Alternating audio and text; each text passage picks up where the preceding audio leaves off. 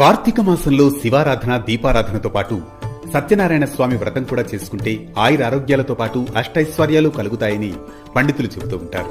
పూర్వకాలంలో ప్రజలంతా కష్టాలతో ఆరోగ్య సమస్యలతో బాధపడుతూ ఉన్నప్పుడు అన్ని లోకాలు తిరిగే నారదముని భూలోకంలో కూడా తిరిగినప్పుడు వారి కష్టాలను వేడడానికి ఒక పరిష్కారం కావాలని విష్ణుమూర్తి దగ్గరకు వెళ్లి వివరణ కోరాడట.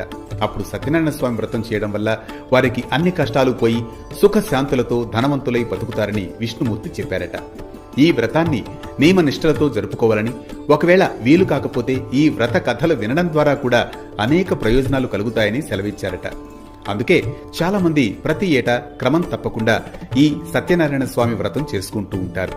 ఈ వ్రతాన్ని ఏ శుభదినానైనా చేయవచ్చు, కానీ కార్తీక మాసంలో ముఖ్యంగా పౌర్ణమి లేదా ఏకాదశి రోజున ఆచరిస్తే ఫలితం ఎన్నో రెట్లు ఎక్కువగా ఉంటుందని నమ్ముతారు. దేవాలయాల్లో కానీ, పుణ్యక్షేత్రాల్లో కానీ, సముద్ర తీరాన కానీ, నదీ తీరాన కానీ